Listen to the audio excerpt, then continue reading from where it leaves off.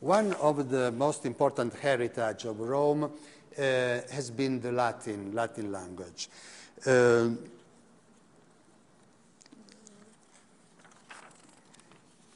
is some... Okay, the Latin language was...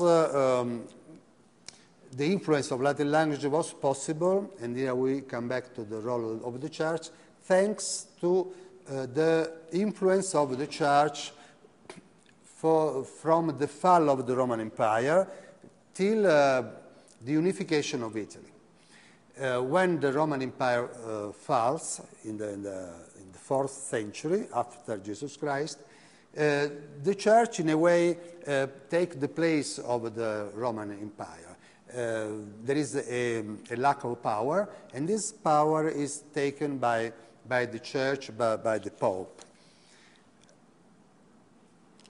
What happens? This long influence of the Church perpetuates the use of Latin, but the population did not speak Latin anymore, because the vulgar languages, Italian, French, Spanish, Portuguese, begins to develop in the Middle Age.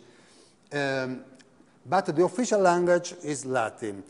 This has created a huge separation between the ruling class, who spoke Latin, and the common people, who did not understand this language. We have one consequence of this split between the ruling class and the common people is a kind of mistrust. The common people have mistrust in the ruling class. They don't understand what they say, no? And we have an example of this in the one masterpiece of Italian literature, which is Promessi Sposi, from Manzoni. Maybe someone has read it. Italians are compelled to read at school.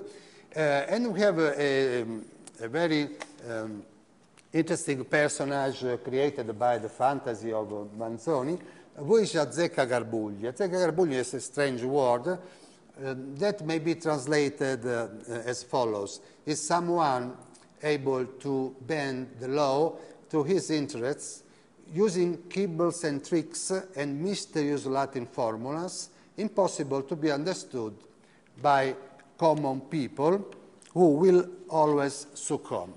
So there is those who are able to use this language will always be able also to make their own interests. Now I make an example that may be shocking, maybe we may dispute of this.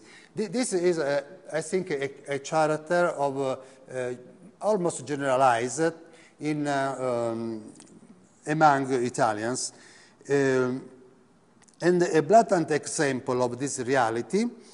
This reality is that he who has the power can always bend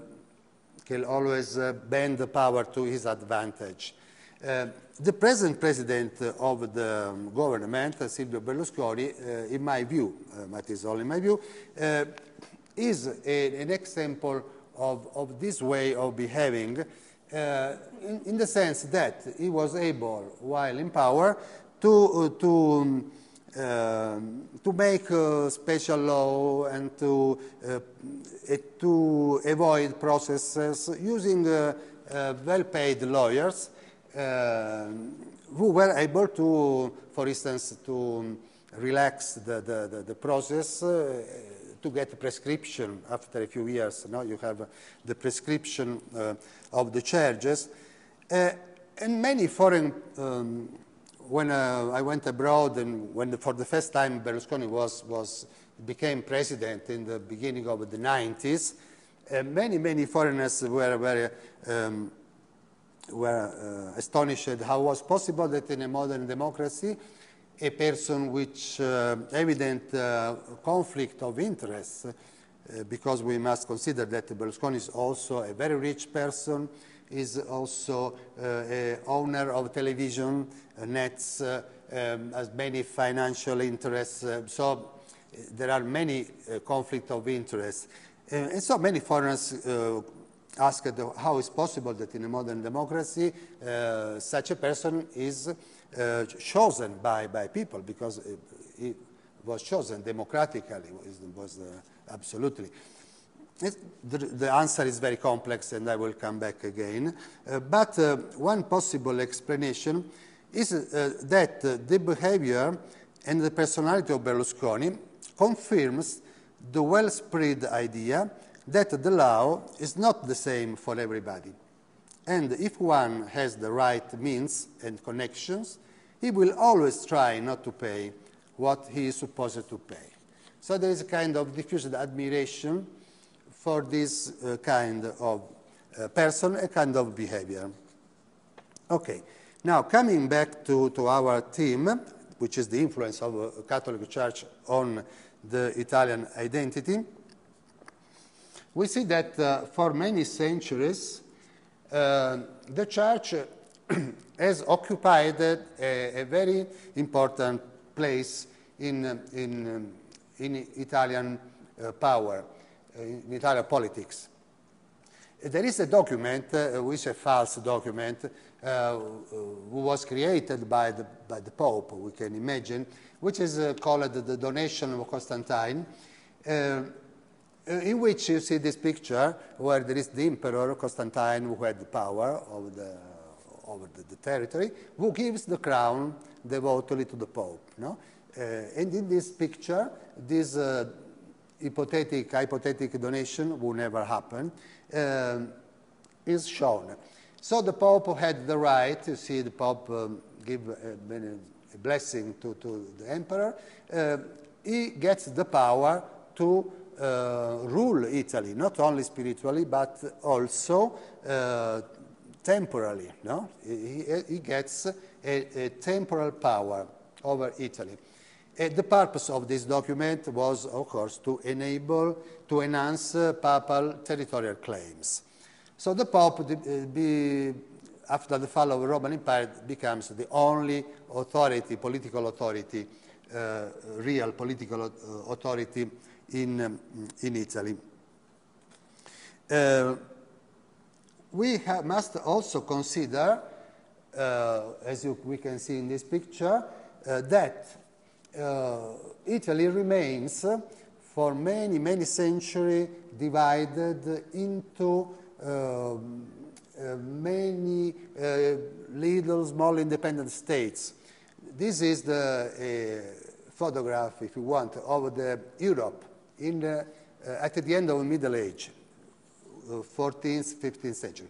So we can easily see that while many modern nations are already formed in this period, for instance, Spain, Portugal, French, German Empire, Switzerland, England, Sweden, Denmark, and so on, you see that Italy is fragmented in many, many little states in war, the one against the other. And why? We can ask why the unification of Italy takes so long. As you know, the unification of Italy arrives only in the second half of 19th century. 1870 is the year when Rome is taken by the Italians. Until that period, it remains part of the state of the Pope. So we can see these more detailed pictures where we see that we have two periods, Italy in Middle Ages below, and Italy after many centuries in the 19th century, before unification. As you can see, from 13th century to 19th century, almost nothing has changed. This fragmentation goes on, and we see almost the same states, even if some king has changed, or some principacy has changed name, but the reality remains almost the same. But the thing I would like to underline is the presence of the state of the Church. Among all these states, you can see that the central part of Italy, that includes Rome, actually Marche and Bologna. This state, you see in the center, I think is almost clear, remains the state of the Pope. This is